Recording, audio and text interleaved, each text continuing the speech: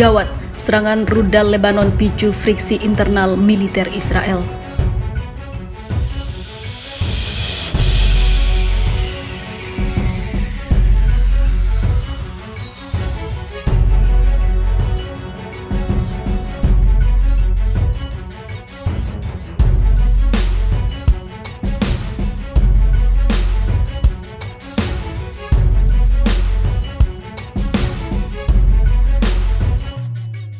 Serangan rudal dan juga roket dari Lebanon ke wilayah pendudukan memicu friksi tajam antara Dinas Intelijen Militer Rezim dan juga Mossad Israel.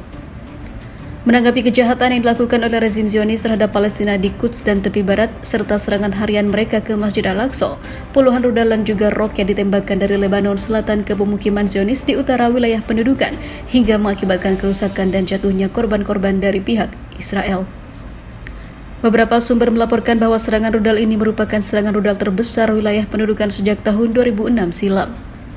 Kantor Berita Palestina sama mengutip sumber keamanan Zionis pada hari Minggu, mengumumkan bahwa alasan utama friksi tajam antara Dinas Intelijen Angkatan Bersenjata rezim Zionis dan juga Mossad mengenai masalah apakah Hizbullah Lebanon berperan dalam penembakan roket dan misil dari wilayah negara ini ke Palestina Utara atau tidak.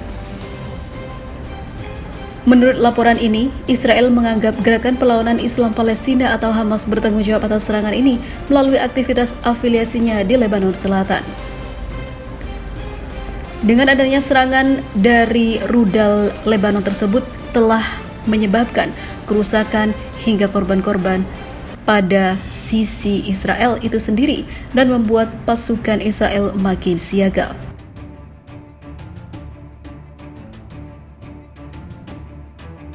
Tanggapi serangan Israel di tempat ibadah Muslim, Hamas dan Jihad Islam Palestina lakukan serangan balik tengah malam. Mengejutkan, ribuan orang Palestina yang jadi korban para polisi dan tentara Israel akhirnya mulai mendapat keadilan. Sebab pasukan Hamas dan Jihad Islam dikabarkan melakukan serangan balik dengan membakar mortar dan roket ke wilayah Israel yang tengah dijaga oleh para tentara Israel. Sontak hal ini mengguncang para warga Israel hingga sirine meraung-raung tepat tengah malam dan beberapa orang kabur menuju jalur evakuasi. Sementara itu diberitakan sebelumnya, kelompok Palestina Hamas dan Jihad Islam ngamuk atas serangan tiba-tiba Israel di Bab al-Rahmah atau gerbang Rahmah, area ibadah di Masjid Al-Aqsa di wilayah pendudukan Yerusalem Timur. Berita media Palestina mengatakan pasukan Israel merusak perlengkapan lampu dan sistem kelistrikan selama serangan tersebut pada Sabtu. Hazim Qasim, juru bicara Hamas, mengatakan serangan itu merupakan lanjutan perang agama Israel atas situs suci di Yerusalem. Perjuangan mempertahankan identitas Arab Islam dari Masjid Al-Aqsa akan terus berlanjut tanpa terpengaruh, kata Qasim dalam pernyataan tertulis. Juru bicara Jihad Islam Tarek Silmi mengatakan serangan itu adalah salah satu agresi dalam perang terhadap Masjid Al-Aqsa. Upaya oleh administrasi pendudukan Israel untuk menguasai masjid tidak akan pernah berhasil, kata Silmi. Sebelumnya, masih pada April, pasukan Israel menyerbu komplek Masjid Al-Aqsa dan mengusir umat Muslim yang sedang beribadah, meningkatkan ketegangan di seluruh wilayah Palestina. Pasukan Israel terus melakukan serangan ke Masjid Al-Aqsa, bahkan di hari-hari akhir Ramadan. Arab News melaporkan, Menteri Urusan Yerusalem Palestina, Fadi Al-Khatmi, mengatakan, masyarakat internasional harus mencegah eskalasi kegiatan Israel yang berbahaya di Yerusalem di tengah lonjakan kekerasan dan penangkapan.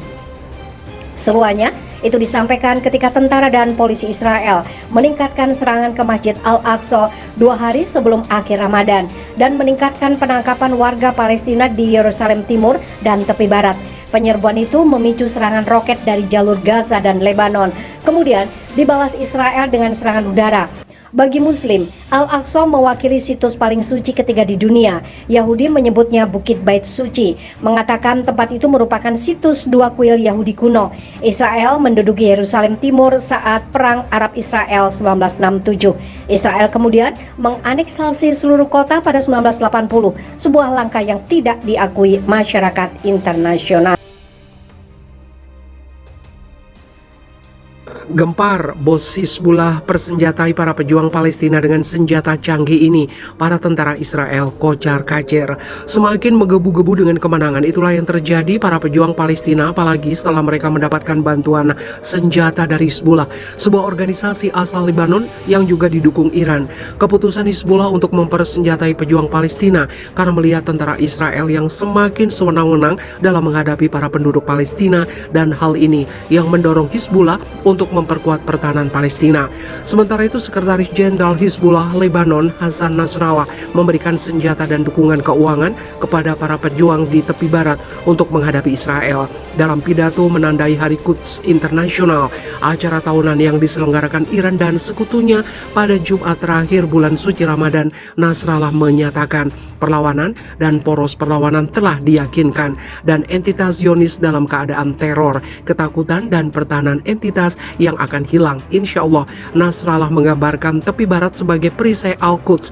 Dia menambahkan mendukung tepi barat harus bersifat moral dan politik, tapi juga finansial. Kita semua harus bekerja untuk ini, dan siapapun yang dapat memberikan senjata kepada tepi barat harus melakukannya. Ini adalah tanggung jawab untuk semua orang.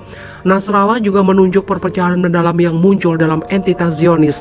Dia mencatat amandemen peradilan telah mengungkap semua perpecahan dalam masyarakat ini.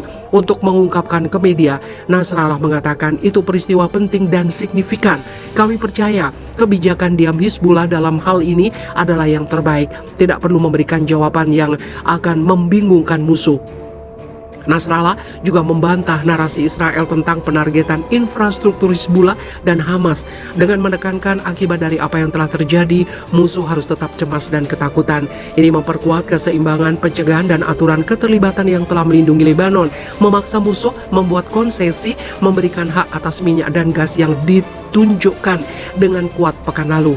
Dalam konteks yang sama, pada Hari Quds, pemimpin Hamas di jalur Gaza, Yahya Sinwar, berbicara tentang kesiapan perlawanan mempertahankan Al-Quds dan Masjid Al-Aqsa.